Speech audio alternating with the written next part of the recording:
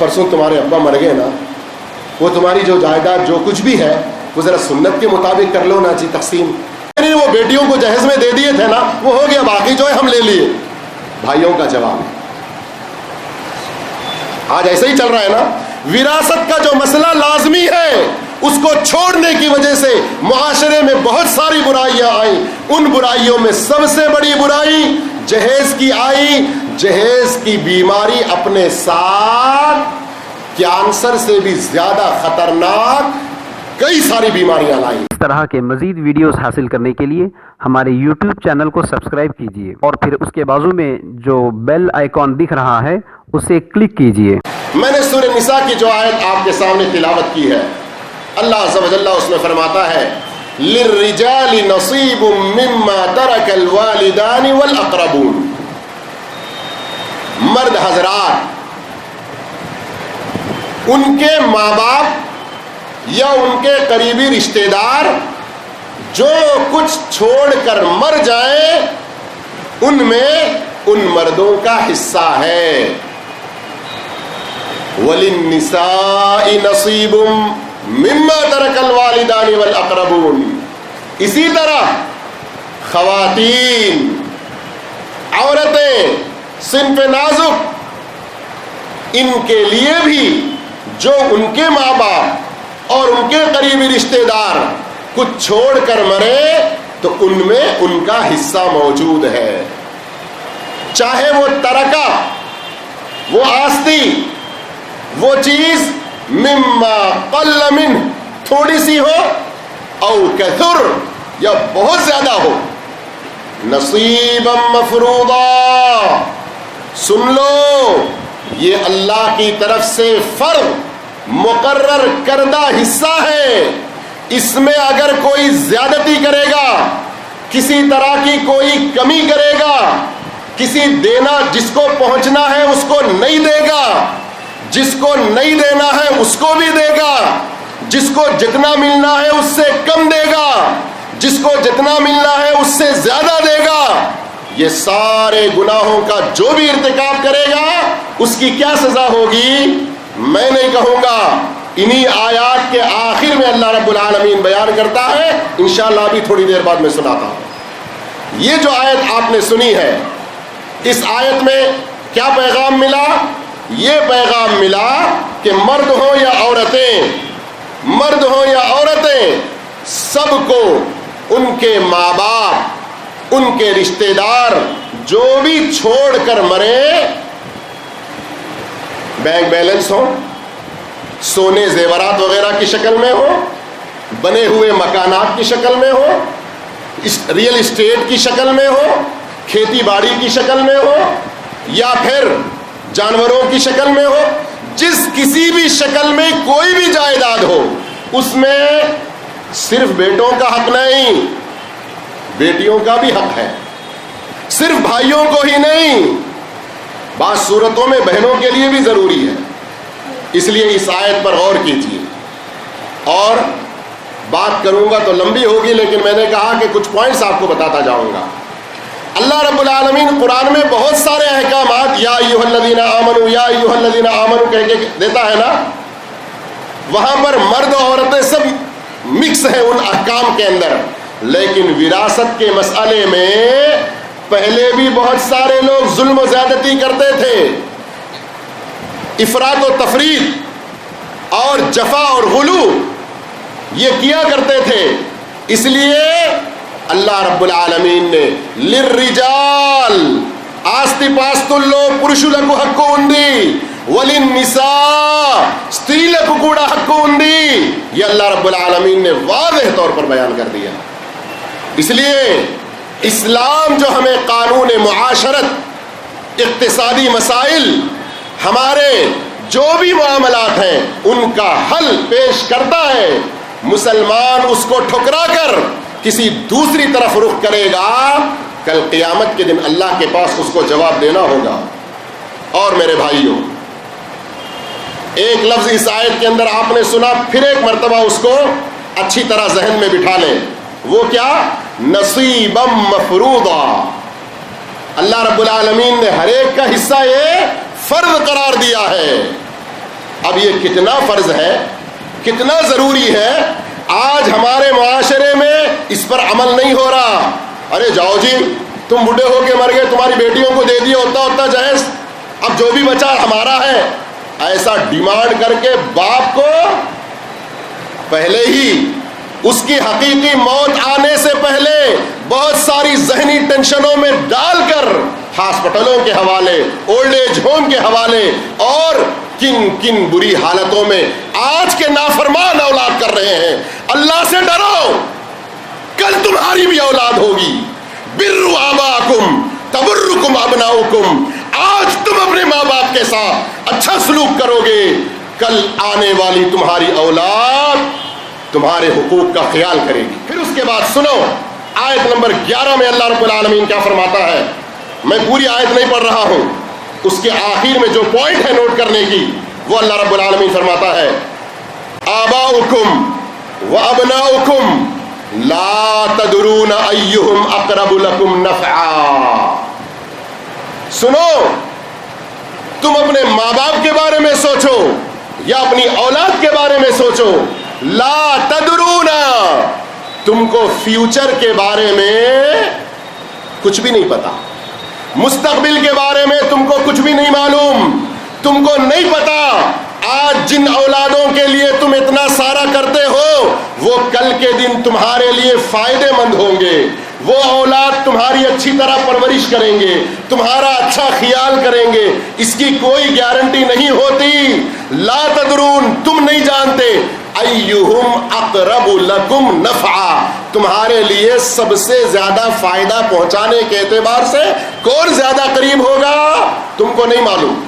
اس لیے تم وراثت کی تقسیم میں اپنی منمانی مت کرو، نہیں آج میرا یہ بیٹا مجھے اچھا دیکھ لے رہا نا، اس لیے میں 4 بلڈنگیں اس کے نام پہ لکھ دیتا ہوں۔ انہیں یا مجلس گالی دینا اچھی بات نہیں ہے، آج کل جو عادت چل پڑی ہے، انہیں 4 گالیاں چھوڑ کے آج تک مجھے دیکھنے نہیں آیا، اسے میں آگ کر دیتا ہوں۔ تجھے حق نہیں ہے، باپ کو، کسی باپ کو حق نہیں ہے کہ کسی لڑکے کو آگ کر دے، وراثت سے محروم کر دے، اور کسی باپ کو کوئی حق نہیں ہے کہ اپنی مرضی سے جتنا چاہے لکھ کر دے دے۔ یہی بات ہے اس کے اندر۔ پھر اس کے بعد اللہ نے فرمایا فریضۃ من اللہ، یہ جو اللہ رب العالمین نے وراثت کے مسائل تفصیل سے بیان کیے ہیں، یہ اللہ کی طرف سے فرض ہے۔ فرض، نماز فرض ہے جانتے ہیں نا، رمضان میں روزہ فرض ہے جانتے ہیں نا، اسی طرح سے وراثت کا مسئلہ اس کو اللہ کے بیان کردہ قانون کے مطابق تقسیم کرنا مسلمانوں فرض ہے، فرض ہے، فرض ہے۔ یہ 2 آیتیں ہی نہیں، اور آگے آؤ، تم اپنی منمانی کرو گے تو سنو، ان اللہ کان علیما حکیما، اللہ نے یہ جو فیصلہ دیا کہ کس کو کتنا ملنا ہے، کس کس کو ملنا ہے، کس کس کو نہیں ملنا ہے، یہ سب اللہ تعالیٰ کسی پر ظلم و زیادتی کر کے نہیں اور کسی طرح انجانے میں نہیں، علیمن، وہ اللہ پاسٹ بھوت کال کو بھی جانتا ہے، ورتمان پریزنٹ کو بھی جانتا ہے، بھوش فیوچر کو بھی جانتا ہے، مستقبل کو بھی جانتا ہے، وہ بہت خوب جاننے والا ہے، ہر طرح کا علم رکھنے والا ہے۔ اس اللہ نے یہ فرض کیا، اس لیے تم یہ مت سمجھو ارے نہیں جی میری عقل یہ بولتی، ارے پورے اتنے 50 بڑے بڑے کنٹریوں کے پورے بڑے بڑے مفکرین بیٹھ کے یہ لا بنائے ہیں جی، اس لیے وہ لا کے اوپر چلنا ضروری ہے۔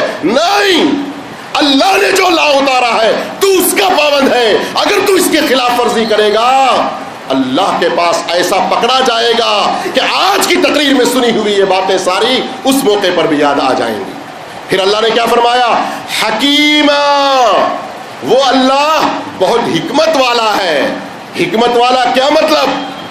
ہر چیز میں جو اس نے فیصلہ دیا، کس کو کتنا دینا، کس کو دینا تو کیوں دینا، کس کو نہیں دینا تو کیوں نہیں دینا، کسی کو ڈبل کہا للذکر مثل حظ الانثیین، کب کب کن کن موقعوں پر لڑکے کو لڑکی سے زیادہ ملے گا، یہ سارے اس کے فیصلے حکمت والے فیصلے ہیں، حکمت والے فیصلے۔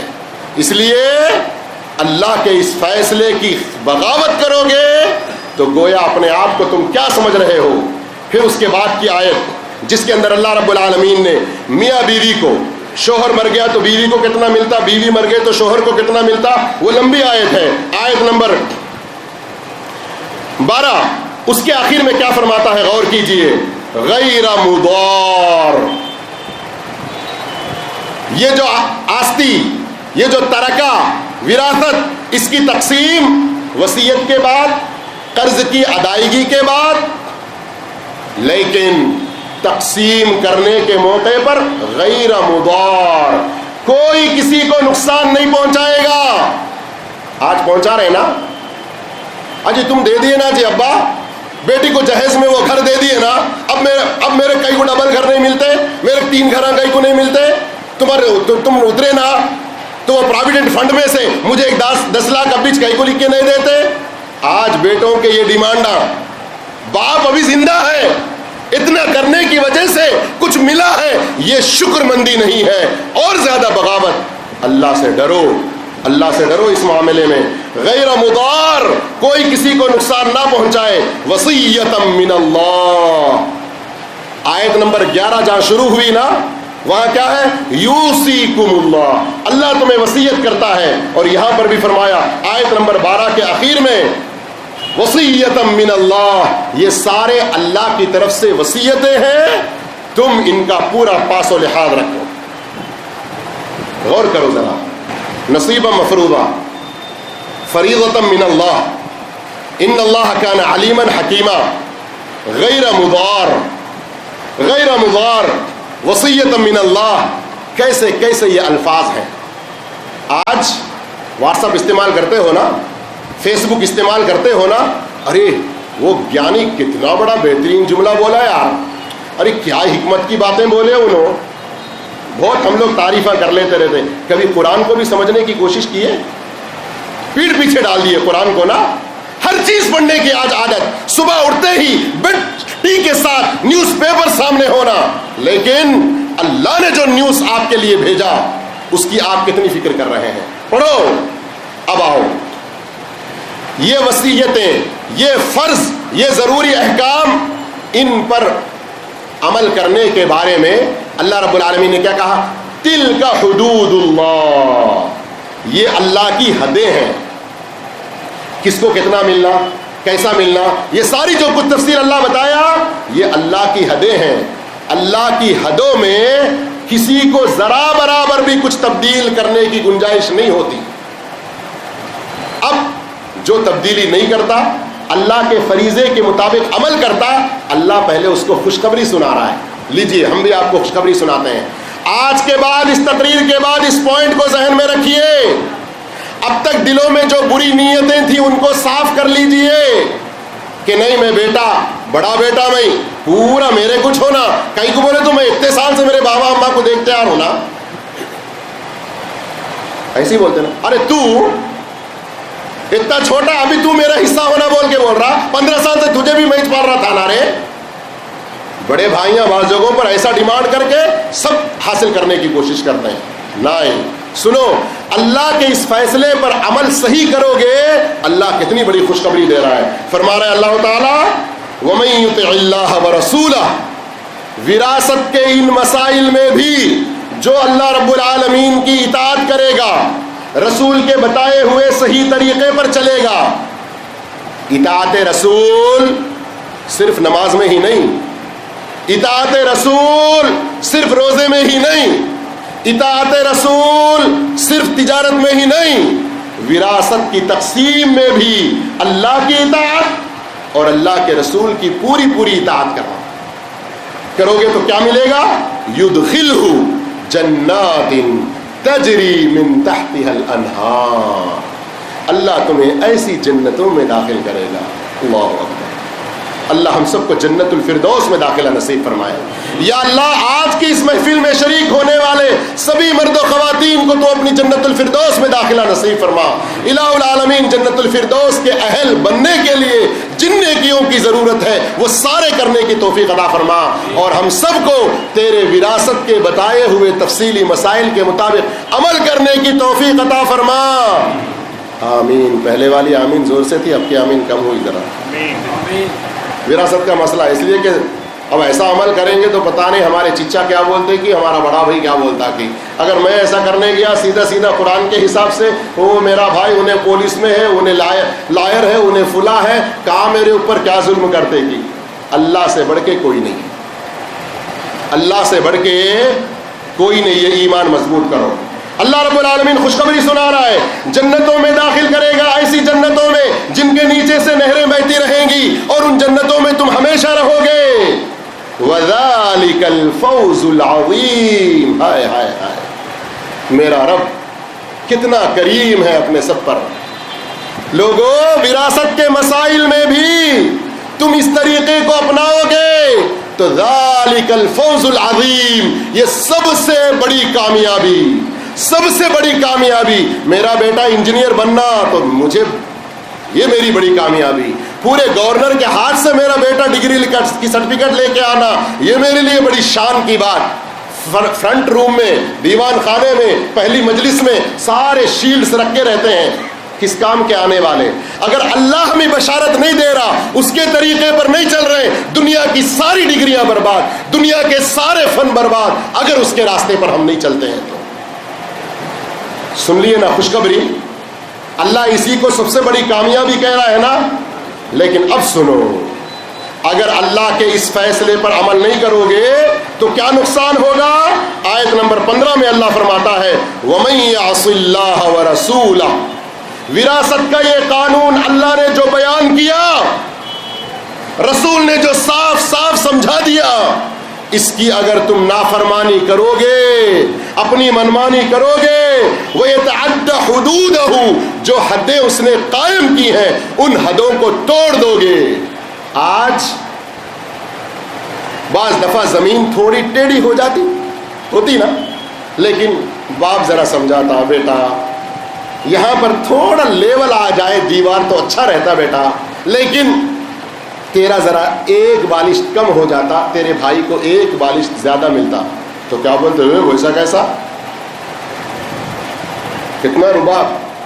बालिश भर जमीनों के लिए खून खराबे तक की नौबतें आज हमारे मुआशरे में आ रही हैं। लेकिन कभी हमने सोचा, वमन यतअद्दा हुदूदहू, अल्लाह के हदों को जो पार करेगा, किसी की जमीन नाजायज तौर पर ना हक अगर लोगे एक बालिश भर भी, अल्लाह सातों जमीनों का तौक कब्र में जो पहनाएगा, कब्र से उठते हुए जो पहनाएगा, जहन्नम में जाने तक या जन्नत में जाने तक, फैसला होने तक उस अजाब को सहते रहना पड़ेगा। मेरे भाइयों, जो शख्स अल्लाह के हुदूद को फलांगेगा, अल्लाह के रसूल की नाफरमानी करेगा, विरासत को अपनी मनमानी तकसीम करेगा, युदखिलहु नारा, अल्लाह उसको धमकी दे रहा है कि उसको अल्लाह रब्बुल आलमीन जहन्नम में दाखिल करेगा, खालिदन फीहा, उस जहन्नम में उसको हमेशा रहना पड़ेगा।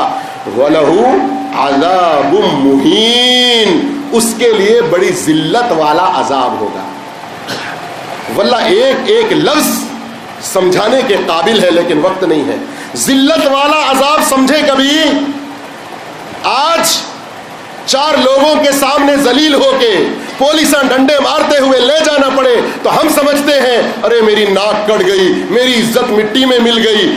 यहां पर किस किस को सिफारिश के लिए बुलाएंगे, किस किस को वास्ते लगाने के लिए बुलाएंगे, लेकिन वहां जहन्नम में जिल्लत वाला अजाब पूरे करोड़ों करोड़ों अरबों मिलियनों बिलियनों ट्रिलियनों कितने सारे दुनिया के लोगों के सामने जिल्लत वाला अजाब जहन्नम में मिलेगा। उस वक्त कौन आएगा, कौन आएगा हमें सिफारिश के लिए, कौन आएगा हमारी मदद के लिए। इसलिए मेरे भाइयों, मेरी बहनों, उस जहन्नम से डरो, विरासत के मसले में मनमानी ना करो। आज के बाद ये दर्स लेकर चले जाओ, आयत नंबर 7 से आयत नंबर 15 तक अच्छी तरह से तिलावत कर लो, उसके माना मफहूम को समझो।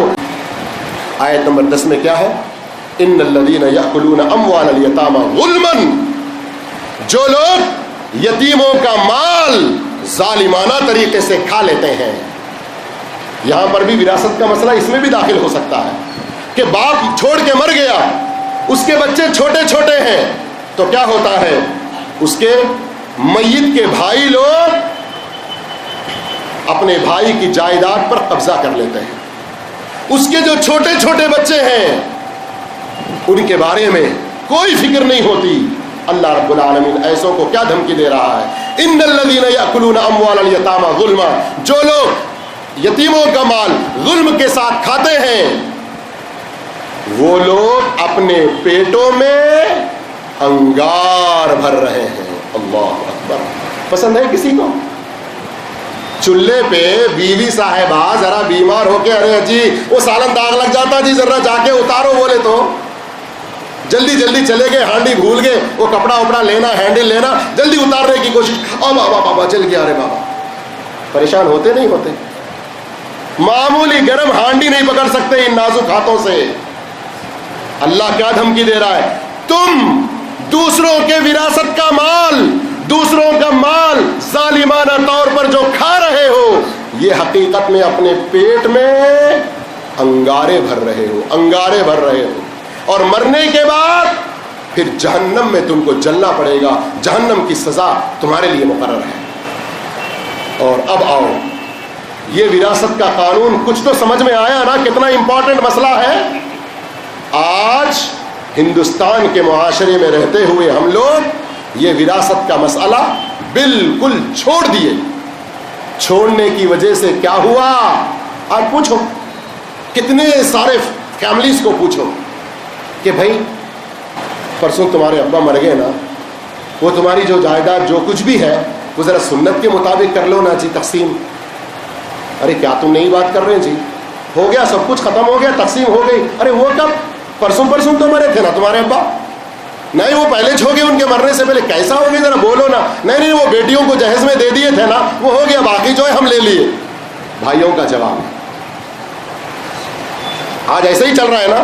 وراثت کا جو مسئلہ لازمی ہے اس کو چھوڑنے کی وجہ سے معاشرے میں بہت ساری برائیاں آئیں. ان برائیوں میں سب سے بڑی برائی جہیز کی آئی. جہیز کی بیماری اپنے ساتھ کینسر سے بھی زیادہ خطرناک کئی ساری بیماریاں لائیں. مثال کے طور پر آج ہمارے پورے معاشرے میں لڑکی پیدا ہوئی تو کیا سوچ ہے، کیا فکر ہے کہ کل کے دن اس کے لیے جہیز کے لیے کچھ تو بھی کرنا پڑے گا. ابھی سے کیا کرو؟ Fixed deposit. سود خوری میں انسان چلا جا رہا. سود خوری کتنا بڑا گناہ معلوم نا؟ اپنی سگی ماں سے جس نے ہمیں جنا اس سے 36 مرتبہ برائی کرنے کے برابر ہے سود کا 1 روپیہ کھانا. کوئی تیار ہوگا؟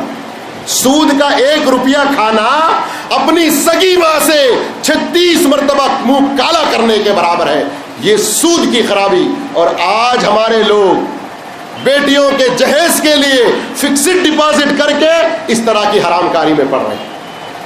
اور جہیز ہی کی وجہ سے کتنی ساری نئی نویلی دلہنیں خودکشی کرنے کی نوبت آتی. دیکھ رہے ہیں نا، ڈیلی نیوز پیپروں میں دیکھتے ہی ہیں. تیسری خرابی، باپ اگر ہے کمانے والا تو وہ اپنی بیٹی کے لیے جہیز تیار کرنا ہے اس فکر میں کیا کیا اور دوسرے حرام کاموں میں، حرام طریقوں میں چلا جا رہا. یہاں تک کہ جہیز کے ٹینشن کی وجہ سے آج کئی بھائی ایسے ہیں جو خود حرام کاموں میں بھی پڑ سکتے ہیں. کیوں؟ اس لیے کہ مجھے اپنی بہن کے لیے جہیز تیار کرنا ہے. اور آج معاشرے میں دیکھتے ہیں، روزانہ نیوز پڑھتے ہیں، نیوز سنتے ہیں، اور آپ لوگ تو ماشاءاللہ ہم سے زیادہ نیوز دیکھتے ہیں، تو آپ کو تو پتہ چلتا ہوگا کہ اس جہیز کی وجہ سے 1 2 3 4 5 برائیاں نہیں، ہزاروں قسم کی خرابیاں معاشرے میں پیدا ہوتی چلی جا رہی ہیں. اور کتنی ساری ایسی لڑکیاں ہیں جو اپنے ماں باپ کو دیکھتی ہیں کہ یہ جہیز نہیں دے سکتا، یا جتنے سارے رشتے ہمارے لیے آ رہے ہیں وہ جہیز کا ڈیمانڈ کر رہے ہیں، یا تو وہ خودکشی کرنے کے لیے یا پھر کوئی غلط قدم اٹھانے کے لیے تیار ہوتی ہے. اور کئی موقعوں پر ایسی لڑکیوں کو پکڑا گیا اور ان سے پوچھا گیا تو دوسرے اور سارے پرابلمز کے مقابلے میں جہیز کا پرابلم نمبر اول تھا. اصل سنت کی شادی کیا ہے میرے بھائیوں؟ میں سمجھتا ہوں کہ اس پر تقریر کرنا بالکل بیکار ہے. کیوں بیکار ہے؟ اس لیے کہ سنت کی شادی کیا ہے ہم سب جانتے ہیں, لیکن کرنا کوئی نہیں چاہتا. اللہ کے رسول صلی اللہ علیہ وسلم کتنی بڑی خوشخبری دیتے ہیں, اعظم النکاح برکتاً ایسرها مؤنۃ. سب سے زیادہ بابرکت نکاح وہ نکاح ہے جس میں سب سے کم خرچہ ہوتا ہے. فضول خرچ مراد ہے. ضروری اخراجات زمانے کے اعتبار سے بدل سکتے ہیں. خود نبی کریم صلی اللہ علیہ وسلم کی زندگی میں, شروع زندگی مدینے کی, کچھ وہاں تنگیاں تھیں, حالات کچھ تھے. جب کشادگی آ گئی تو کچھ اور حالات رہے.